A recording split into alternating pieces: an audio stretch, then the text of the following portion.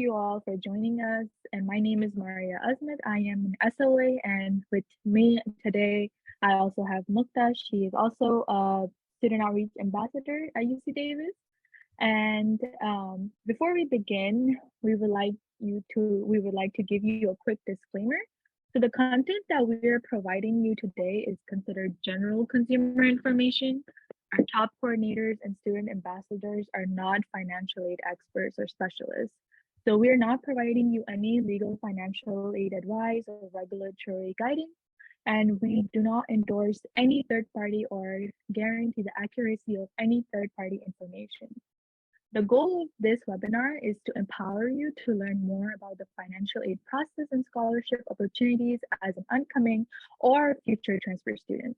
We would like for you to critically analyze and assess your financial choices, organize yourselves, and make a plan as you're navigating the transfer process. With that said, I would like to let you know that all of our Top Thursday webinars will be recorded, and you will be able to access the recordings on our Top website, which we can put in the chat, and also on our YouTube channel. And if you have questions, please use the Q&A or raise your hand function. We do have Jackie. She'll also be able to answer questions through the presentation, and the chat function is intended for engagement and for our staff to provide useful links, so it won't be available for you. So without further ado, let's begin the presentation. So overview for today's webinar. So we're going to college, it can be expensive. So to offset the cost, you can apply for financial aid and scholarships. Here's a quick overview of today's presentation. So we'll start with scholarship and its relationship to the financial aid process. We'll teach you how to create a systematic approach to prepare, organize, and search, and how to find scholarships, when to apply for scholarship, tips to write your essay, and key things to look out for. At the end of this presentation, we will also provide you contact information along with helpful links. To check for your understanding, there are 4 types of financial aid. So since we don't have a chat feature, you can just use the Q&A feature to put your answer in there. So what are the 4 types of financial aid?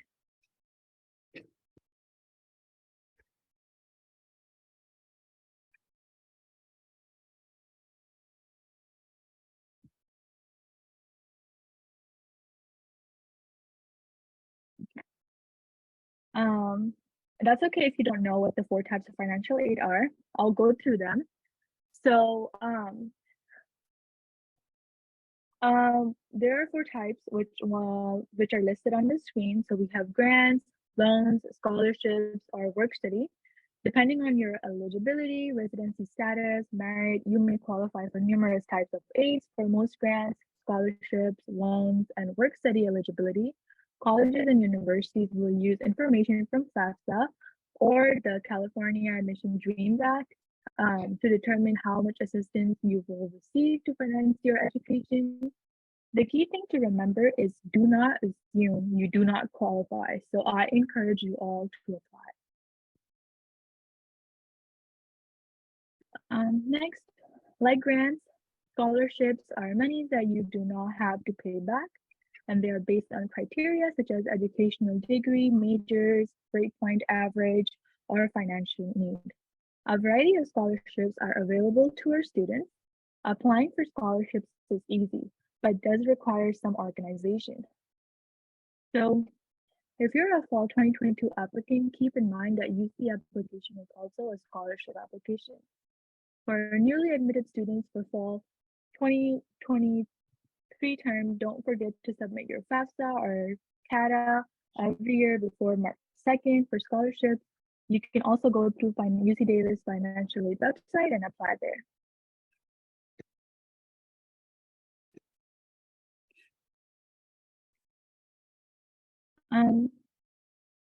So most types of financial aid are not available for students with the following visa types: F1 or F2 student, G series, H series, J1 or J2 exchange visitor, International students, they may be eligible for scholarships, fellowships, alternative loans, and short-term loans. Generally, international students will only be eligible for those scholarships that are merit-based. Need-based scholarships are part of financial aid, which is unavailable for international students.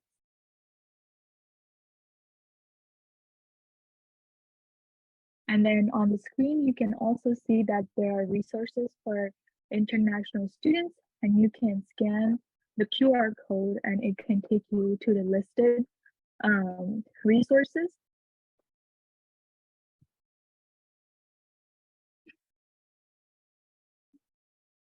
Moving on.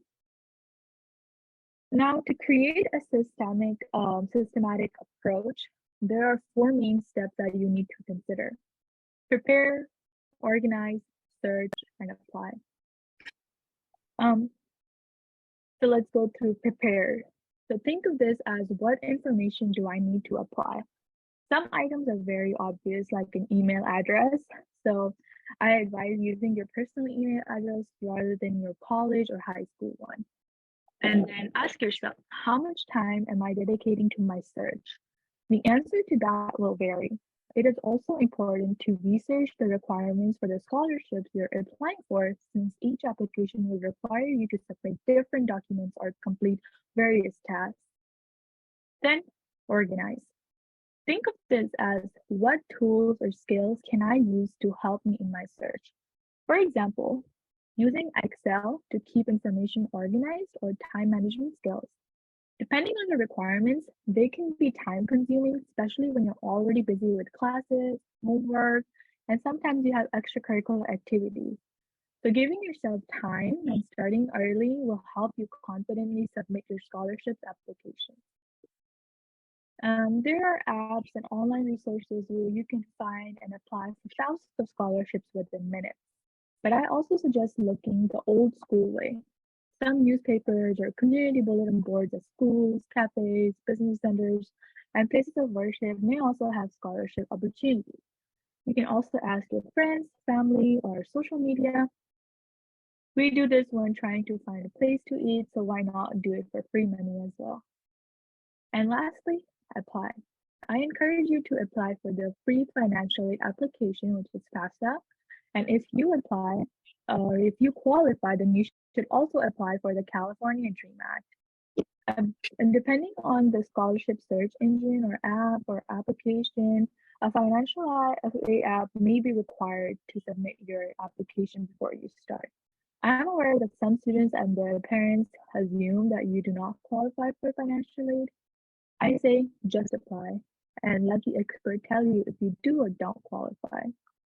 So these are the skills you can take with you when you're doing your job or college search, major search, for example, searching the catalog.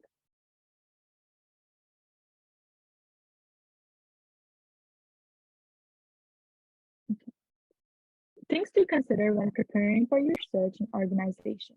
The search can seem overwhelming of where to even start, but here are some keys. When preparing your search, narrow down your categories you fit into. For example, gender, race, stage, by hobbies, area of study or major, disabilities, GPA, and I advise you to write these things down and make a list. The easiest is by major. For example, there are many scholarships for women in STEM, so you can increase your chances for receiving scholarships locally. Use tools to organize your scholarships. For example, you can arrange them by due date, if it requires an essay or not. If it's location-based, for example, you have to be a California resident, like your area of study, your major, if it requires a letter of recommendation, and the most popular is that if you have to focus on its award amount. Another item to look out for is also if it's a national, state, or a local scholarship. I advise you to apply to a smaller amount since most folks are laser focused on the larger award amounts, which means more competition. So it may feel like a lottery. So why not earn smaller amounts? How and where to search? I advise you to start your search through your community college financial aid and scholarship page. We reviewed which community college you attend, and we can quickly share with you the steps taken to get to that page. We also advise to search the scholarship opportunities to the UC Davis Financial Aid and Scholarship page. And we can put the link to that website in the chat.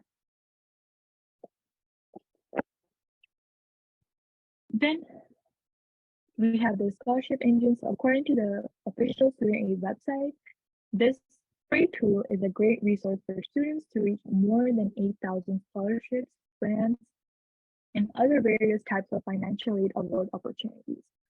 The Career One-Stop tool allows you to look through the site's entire inventory of scholarships arranged in order of closest deadline. So narrow your list with a search by keyword option. Just enter a keyword about the type of award that you're looking for, and you can use the filters to see opportunities for any certain type of awards, locations, level of study, and more. We also have collegeboard.org. College Board is not just a place to view and order your test scores. It also has a scholarship search tool. This program is open to students regardless of their family income. At least half of all scholarships, like about over $2 million, will be designated to students whose families can earn less than $60,000 a year. Whenever students who meet these requirements complete a step, they'll earn an extra entry in monthly drawings for scholarships. And we can provide the link in the chat for that. The College Board has an amazing opportunity that if you complete 6 college planning steps for 6 separate chances at $500. When you finish all 6, you'll be entered into a drawing for a $40,000 scholarship, but you can still earn more money even if you don't complete them all. You can also utilize trusted tools from the U.S. Department of Education. We can provide the link in chat for all of them. We also have the U.S. Labor Department's research tool. You can search more than 8,000 scholarships, grants, and other financial aid opportunities there. We also have Rise First. Rise First helps students search for scholarships that are designed to help and support first-generation, low-income students and professionals across the nation. We also have fastweb.com. This is the most popular because you have to create a profile and answer some questions, and you can apply to multiple scholarships within a few clicks. So I also encourage you to look into companies, nonprofits, and some of your favorite brands and celebrities may have scholarship opportunities. Like, for example, your workplace. I know that if you work at McDonald's, you can get scholarship from there as well. So now that you have prepared, organized, searched, you're now ready to apply. We advise to take these items into consideration. Depending on the scholarship, you may need an updated resume. If you do not have one or have not updated it in a while, now it's time for you to update it. You can also utilize your career or job center on campus. They can help you update your resume. Another thing to consider is the beauty of the application. As I mentioned, you have to figure out how much time you can plan to dedicate to complete your application. You also need an unofficial copy of your high school and college transcripts saved in multiple formats like PDF, image, Word doc, etc. To make it easier to upload rather than trying to convert documents while applying, and once formats is changed, it may be difficult to revert. Another key item is a list of personal and professional references that can speak about your career and educational goals, along with your work history. You're going to use them as a reference, it is best to ask and remind them that they will be reached out to. And as I mentioned before, these are some need-based scholarships that might require financial application to be submitted. You may be also asked to provide proof of income or tax information. Trust your guts and be vigilant and critical when people ask for your tax information, so it has your social security on there as well. So here are some tips for you. And now that you're introduced to a few scholarship search engines, it's time to proceed. Search and apply early. Pay attention to deadlines. Make sure to submit all application materials by deadline without any delays. Make a spreadsheet to track and organize your scholarship searches. Update all of your documentation. For example, you can work with your college advisor to update your resume, and then also talk to your recommenders beforehand that you'll be sending them a request for letter of recommendation, so they have good amount of time to work on it. And your recommender can be anyone who knows you the best. Typically, someone you have worked, trained with under at your college or at workplace. And follow up with the recommender as soon as you have sent them the recommendation submission link, and also a few days before the deadline. Find a backup recommender in case the current one is not able to submit the letter of recommendation on time due to any unavoidable circumstances. After that, an appreciation note to your recommender and the scholarship donor after you have been awarded a scholarship. Recycle scholarship essays or your college essays into scholarship essays.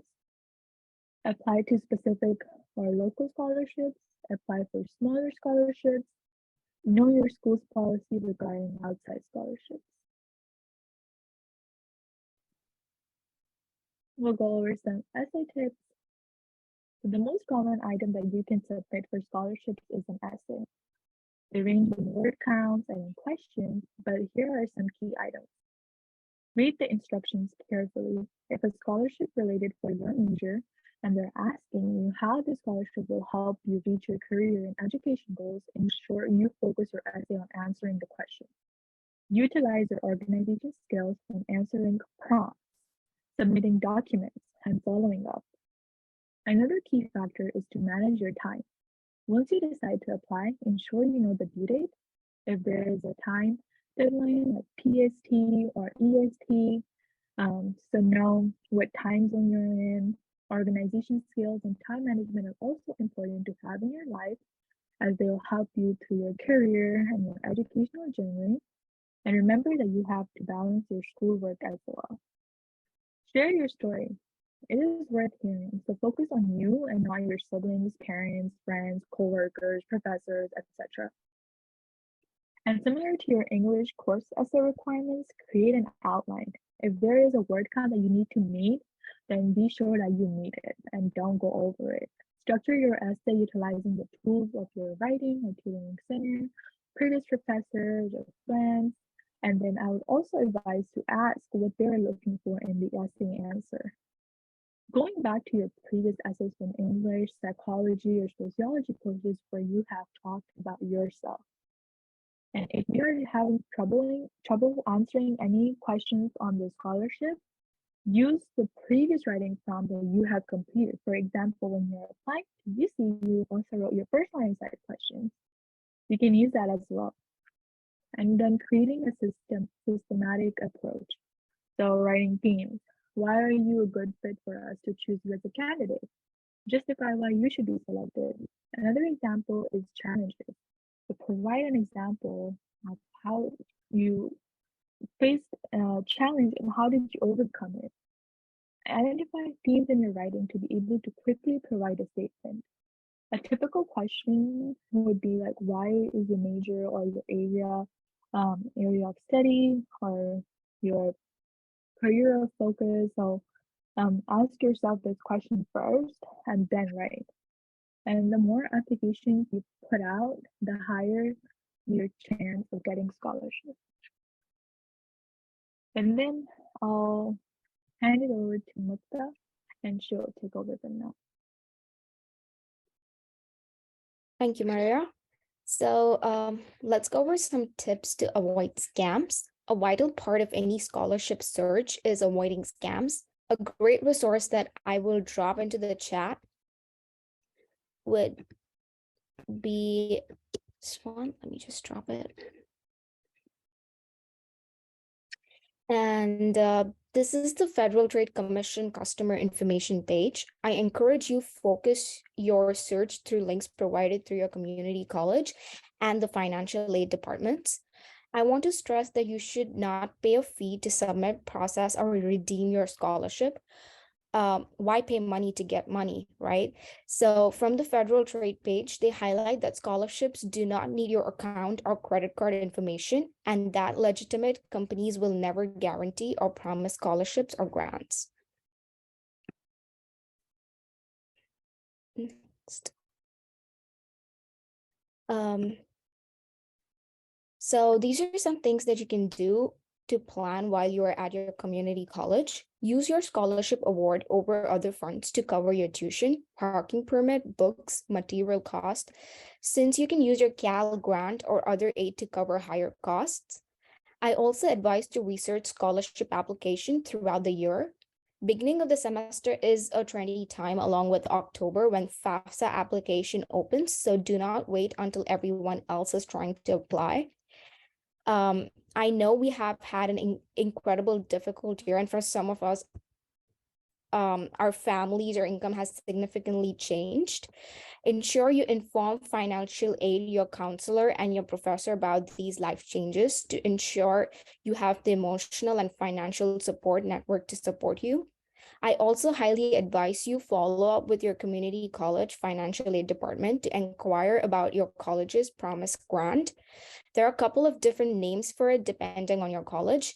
To be eligible, you would need to be a California resident. The California Community College Promise Grants permits and enrollment fees to be waived. Assistance for the purchase of books and supplies must be applied for separately. Many California community colleges offer online California College Promise Grant applications through CCC Apply. When you use these financial aid online applications, the data you have entered in CCC Apply will be transferred automatically, making your financial aid application much easier and faster. Just how you check your social media likes or bank account balance, please check and follow up to ensure your scholarship or your aid has been awarded. You can check My Bills, My Award financial aid status through your student portal for your specific university or community college. I cannot stress this enough. Please check your emails. There are awards that require you to accept or decline awards through a specific deadline. Lastly, if you have earned a scholarship and plan to use it at Davis, have it sent to the cashier's office and ensure your full name and UC Davis ID number is in the memo. Continuing students apply for scholarships in the fall of the academic year prior to awarding. So this is an example of the UC Davis My Awards page. And for the students who will be attending Davis this year, you should be aware of how to log into My Awards. And this is basically like this, the second part of the screenshot shows basically the breakdown of the financial aid package that you would typically see after you have entered UC Davis. It's basically the estimate of the financial aid being covered and the cost of education that it would cost you at UC Davis. And it also tells you about the other things that you might qualify for example, the federal Pell Grant, which is only applicable if you have submitted the FAFSA, or the university grant, which is like different for every institution because it's like purely institutional based. So UC Davis might have a different grant and other universities might have a different grant. It also tells you whether you are applicable for the work study option, and for the current fall of 2023 transfer applicants, in April of 2023, there'll be an option to like fill out the work study app. And more details about this would be covered in another workshop in May. So look out for an email for that.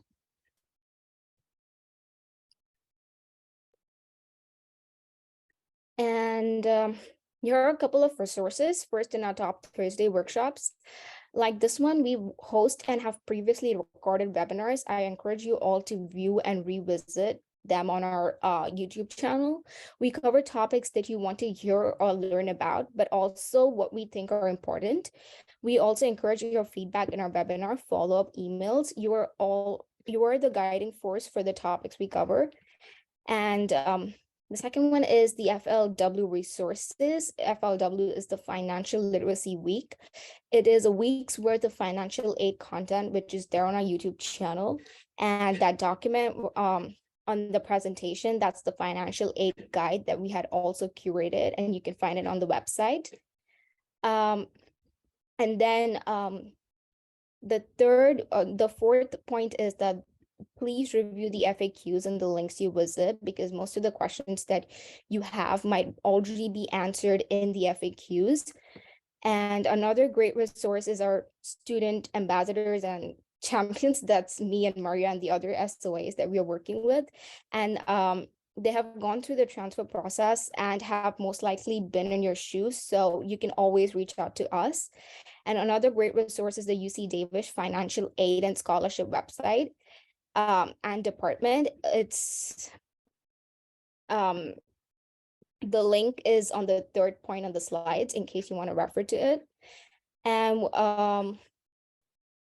lastly, I highly encourage you to review the frequently asked questions on all the websites, and you can also refer to these links to get access to on-campus and off-campus scholarship resources.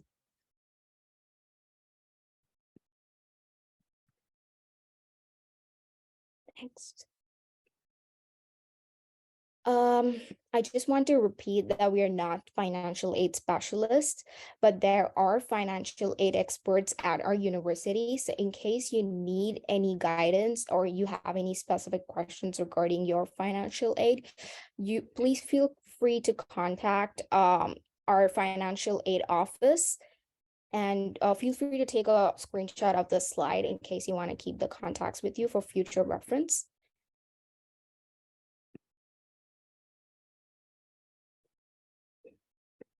And I encourage you follow us on social media to stay up to date with webinars, events, and other opportunities. Stay connected with us. And these are our social media accounts, so feel free to follow us anywhere. And do check out our YouTube channel for more recorded webinars regarding financial aid.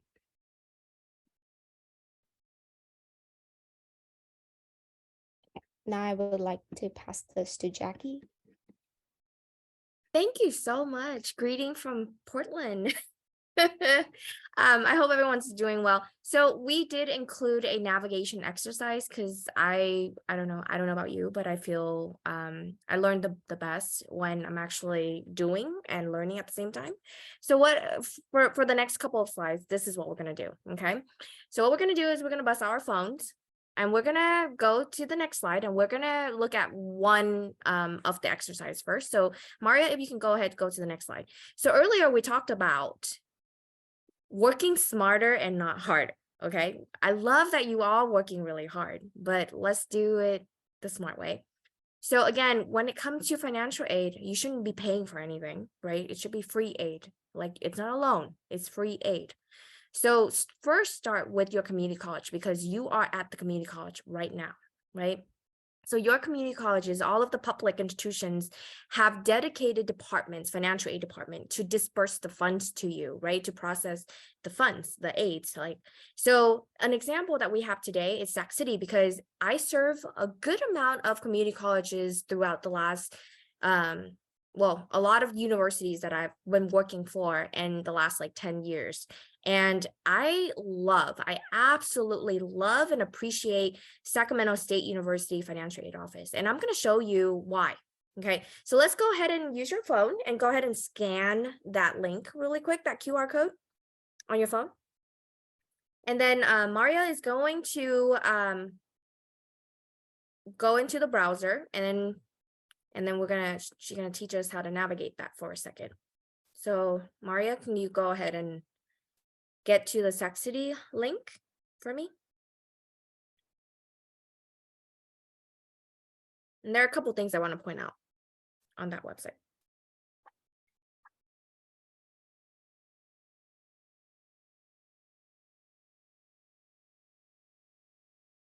How do you scan the QR code? So good question. So you just basically put your camera. So click on your camera on your phone and you want to point it at the QR code. And there should be a link that pops up. And then you click on that link and it should take you to the website. Or I could also, if you are accessing this presentation through a computer, which I love that you're doing that, I can also give you the link directly to the Sacramento. You could also Google it as well. Maybe let me go ahead and there you go. Perfect. So that's the link. Okay. Can you scroll down a little bit? Okay. Okay, so on the left-hand side, you're gonna find type of scholarship right there. Right there where it says type of scholarships, or sorry, type of financial aid. And then you want to click on scholarships. Go down a little bit. On the left. Scholarship, right there. So this is the link that I want you to go to. And what you want to do is, just like a lot of universities, CSU, UCs, they have a portal. If you are a matriculated student at their school and you are an enrolled student at their school, you will have access to a portal that's designed for that school or that district, right? So for example, for Sac City, go down a little bit for me. There's a definition of what is scholarship on top for you. And it gave you some example of what type of scholarship, right? Because we talked a little bit about that earlier. It's merit-based. It could also be need-based. It could also be given to you by private companies, public institutions. It could also be given to you by people, right? In general. So if you click on that first link where it says Sac City Philanthropy Scholarships, right? You're going to see a portal like this. So if you happen to be an enrolled student at Los Rios or any at your school, you should be able to go into here. You could log in and then you could apply. And what I really love about this is that it's already laid out in a really nice way for you already. So you can tell how much the award is, because we told you earlier too, right? It's important for you to know, well, how much are you going to get awarded if you apply to that one? Some people might have a strategy such as, okay, I'm just going to go ahead and apply to all the big ones, the ones that are like $1,000, $2,000, $5,000, because it's worth my time. Some people might have different strategies. So for example, I had a different strategy in my sophomore year. I applied to a bunch of $250, $200, $500, $1,000, and they all add up, right? And so because oftentimes my friends and my peers, they were telling me that, oh, I'm applying to like bigger scholarships. And what I noticed that, wait, why don't you apply to the small ones too? It's probably easier to get that. But because people weren't applying, I applied and I got a lot of money. Okay, so I like the layout on there. So when you're creating a spreadsheet, maybe this is what your header will be, right? You would have the amount, you could have the name, and you could hyperlink where the website you apply to. You can have the deadline, instead of action, maybe put deadline as a header. And then maybe another column, with maybe like when you submitted, right? Or at least when are you going to hear back from? So that way you could track, you could prepare, organize, search, and track it, right? So this is just an example of it. But again, if you're not a Los Rios student, it's okay. Your school might have that. So let's go back to the Sac City page one more time. Right underneath that, you're going to be able to see Student Emergency Fund. This is new. I mean, not new. It's been around for the last decade or so. But if you happen to, I don't know, if something was to happen, like an emergency, right? Could be like your house were lit on fire, something like that, or flood or earthquake, something, right? We had a lot of fires in the last couple of years, right? So there are designated funding that your community college, like all the public institutions would have for student, and they call it student emergency funds, right? So you could apply for that too. So that's another option. So when you go down, all the way down, and this is why I love Sac City, because they're working so hard for you. Go down a little bit, keep going, right there where it say apply for outside scholarship. The first one, go ahead and click on time sensitive scholarship. I love this because why? It's organized for you. It tells you when the deadline of the application will be, right? Because where you are at in your process right now, you're in a semester, we are in February. Let's say maybe in February right now, in the time like right now that you have, maybe you don't have your finals, you don't have your midterms yet, you don't have any deadlines in terms of papers yet. So you have a few, you have a little bit more time. Maybe get one of the scholarships submitted, right? So you're able to kind of like sort it out based on timeline or deadline. And then the scholarship and then the hyperlink is on there for you too. So if you click on it, it will take you to the website. And then again, the amount, right? So that's just one form on how you organize it. So go down a little bit more, you're going to find a bunch of search engines. And this is so cool because these search engines are already curated and audited for you, right? So, I mean, they give you a whole list right there. Fastweb.com is something that I used when I was in school 10, 20 years ago. Scholarships.com is another one. I got a scholarship from PG&E because I used to live in the Bay Area, so we don't have SMUD. I now live in Sacramento, and a lot of the Sacramento students do have SMUD, right? But where I used to live, I only applied to PG&E. So that's just some examples for you right there. Okay, so does that all make sense? Are we all following? Right? Are you all good?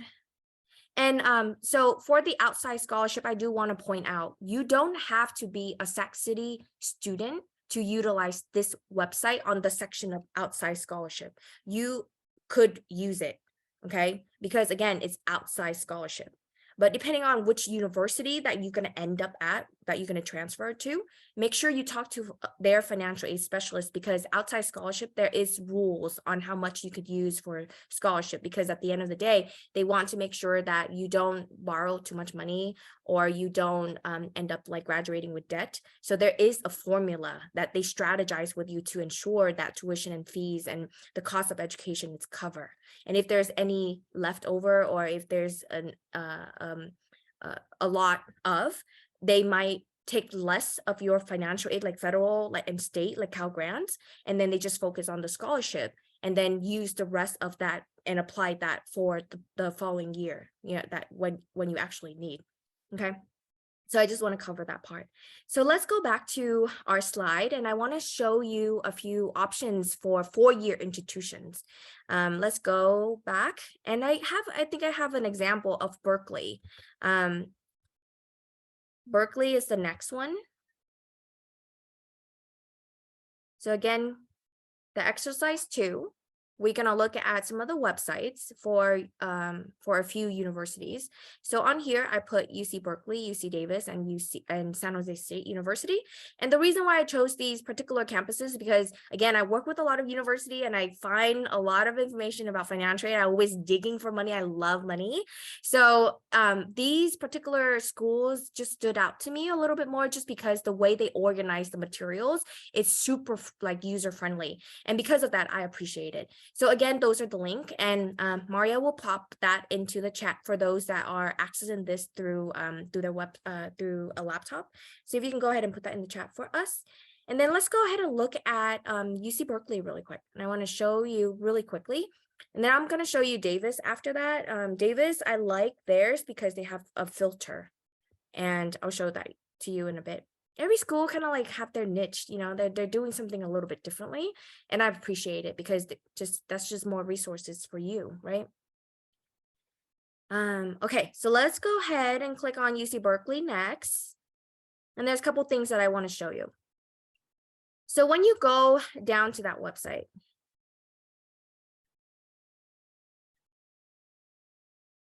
okay, when you go down to that website, the first thing you see is what?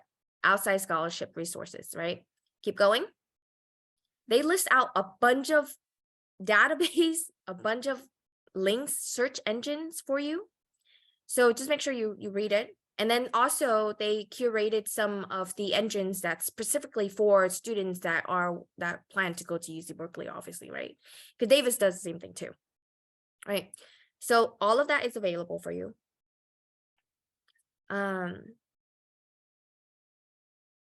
I want to highlight a few. Can you go down a little bit?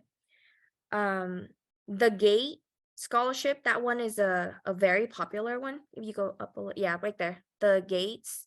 Yeah, that one is a very popular one. A lot of the students I work with, sometimes they would ask me for letter of recommendations, and I would help them fill it out and send it to that particular one. So that one it's a very popular one. Go down a little bit more. So there are some FAQ for you here. So again, we recommend that you read it, right? Because a lot of the questions that you might have, it might be a little unique to each universities, and these are the questions that are so frequently asked that the department feel the need to put it here, and there is for good reasons. So we highly recommend that you do that.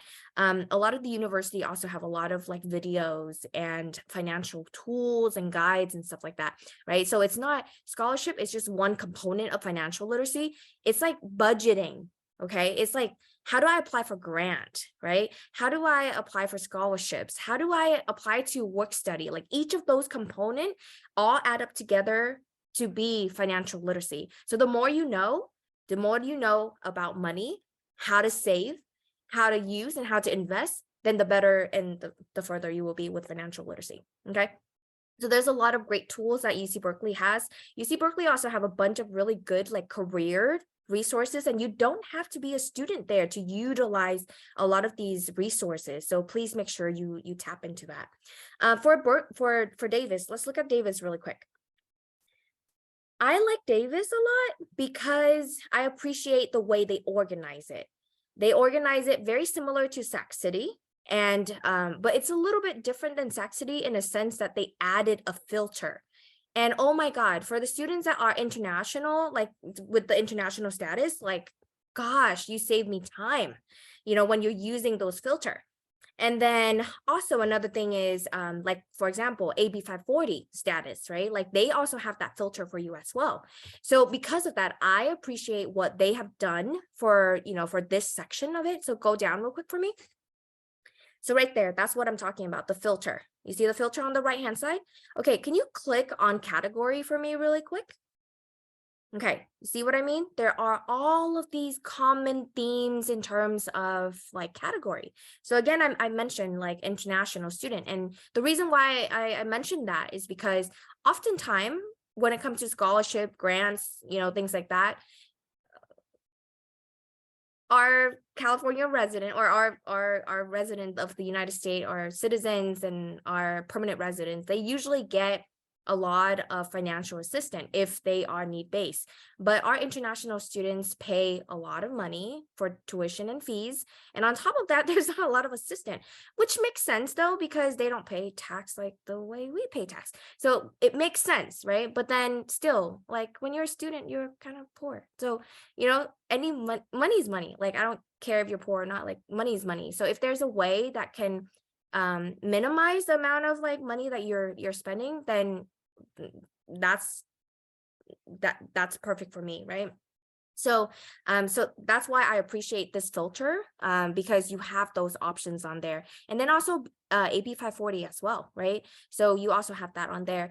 There are also scholarships that is given to students who want to do study abroad. Like a lot of students don't get to go study abroad because they will worry about, well, how am I going to pay for it, right? Isn't it expensive to go? Like, how am I going to freaking pay for it? But there are scholarships that it's designed and it's prioritized for students who are doing study abroad. So again, I appreciate that, and also all the STEM students too, right? So if your major, right, like it's in STEM, they already have that filter right there for you already. And then if you want to apply for scholarships that like you have really good writing, like essays that you want to recycle and reuse and just apply, like that's what my thing was. I did a lot of outside essays type of scholarships, and and if that's your vibe and if that's your strength, then you can definitely use that as a filter as well. Again, you don't have to be UC Davis students to use this outside scholarship. Okay, I want to say that one more time. You don't have to be UC Davis students to use outside scholarship. Again, any financial aid websites that have like the outside scholarship section, you can utilize that. Right now as a community college student, and even after you apply, they will have that, and it's all within the region. And then let's look at San Jose State really quick. And then let me do a time check because we are close to the end and I want to make sure that I answer all the questions inside. Malta, is there any good question in the chat? I know we have a lot, but do we have any good one that maybe I can answer while Maria navigate to San Jose City College? Sorry, So, San Jose State University. yeah, so there's one question. This is specific to SCC. Mhm. So it says, are you allowed to apply to these if this is your last semester at SCC before transferring? You can apply for scholarship at any time. You don't have to wait until you apply, or you don't have to wait until you transfer. And then for all of the students that are fall 2023 applicants, like if you just submit your UC application, the UC application is a scholarship application within itself. After that, then you're gonna, like in your second year at UC Davis, like you're gonna have to apply like manually, like it's not automatic. So, but when you're in the process, the UC application is also a financial aid application at the same time. Sorry, the scholarship application at the same time. So you don't have to wait until your last semester to apply. You can apply throughout the whole entire time.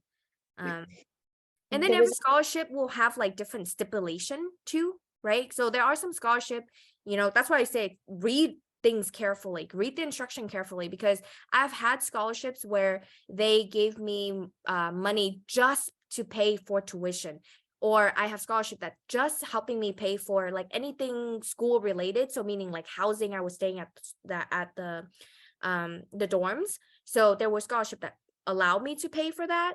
I have scholarship that allowed me to pay for books because books were expensive. I was an engineering student, and those books were like $100, almost $200 type of books. And so, you could use that too. But there are some scholarships that will not allow you to use to anything else other than just tuition and fees. Yeah. And then there was another one which said, how would you, financial aid cover fees after you graduate from college? And would you pay fees after time at college? Yeah. So after you graduate college, why would you pay fees? You're not enrolled. So your pay, like what you pay, is based on the classes that you registered to. So they bill you based on the classes and the amount of units that you enrolled in.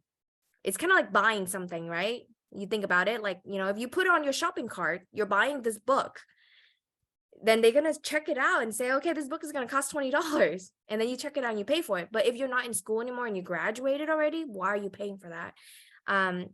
So financial aid will cover while you're a student, when you're in your student time and when you're actually enrolled, because they're not going to disperse that fund if you're not enrolled. That's another thing. Okay.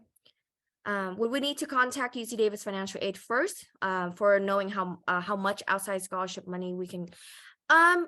Yes and no. If you don't apply like a mad person like me, then you might not have to, because sometimes students don't have a lot of time, right? Because you don't have a lot of time, you have a lot of things going on in your life. Sometimes applying to scholarship, like maybe like 5 in a semester, sometimes that's a huge thing for students sometimes. And if that's the case, then you might not need to do all that. But if you apply like me, like I quit my part-time job when I was a student to focus in school, because again, I was an engineering student. I couldn't afford getting kicked out of my school. And so because of that, I thought, well, it would make sense for me to just apply for scholarship as if it was my part-time job. And the rate of return is magna. Like it's so fat, because I could spend 1 hour equal to potentially $1,000 to $5,000 that it could be awarded based on just scholarships. So because of that, I quit my job at Target and I just focus on just applying for scholarship and allocate the time, a small time, for just to apply to scholarship. Does receiving scholarship have an effect on my FAFSA fund? Depends. It really depends, because again, remember I told you earlier, the job of financial aid specialist is to strategize your funding, your financial aid, to ensure that you graduate in this time that you're in, because you guys are community college students. Sometime when you transfer, you will take about 2 years to 3 years before you graduate. And depending on what you're already doing and what your previous, academic journey looks like and how much you use in terms of federal funds or state funds, it might be a different, like, estimate. And so depending on all of that, you know, and how long it would take for you and to graduate with that particular major, sometimes they would have to kind of reassess, like, okay, how do I strategize this to make sure that you don't graduate with debt? And this is not just the financial aid office. This is actually a push from our governor of the state of California. They don't want y'all to graduate with debt. So it's being implemented within California Community College, within CSU, and within UCs as well. Private, they do their own, you know, they have their own rules, and I'm not an expert in private, so I can't really tell you much about it. But for like public institution, like in California, like California community colleges, CSU, UCs, like it's imperative that they make sure that you don't graduate with debt. So they will work with you to kind of like re-strategize and move the money here and there to make sense, so that when you graduate, you don't like graduate with debt. Okay. Writing tips. I think there was a slide earlier on writing tips, but I think it's just the same thing, like for PIQ, right? Like, as you know, for those that already applied, PIQ, what did you do for PIQ? You know, you make sure you read the instruction. What is the question asking you? And you answer them. And then you write it, and then you proofread it, and you give it to somebody that could, you know, that know you and like, you know, can read and can give you some feedback. You know, does it make sense to them? Things like that. So those are some strategies on essays tips. Another thing is that at your community college, your tuition pays the writing center. You can go to a writing center and they can help you with that. If you're preparing for like your documentations, like for example, your resume, right? Go to the career center. Your tuition's paying for that. Go over there. They need you. All of these services are free for you as a current enrolled student. So we recommend that you tap into these different, you know, areas of expertise, and then they can help you kind of get everything, all the ducks in the row. Okay.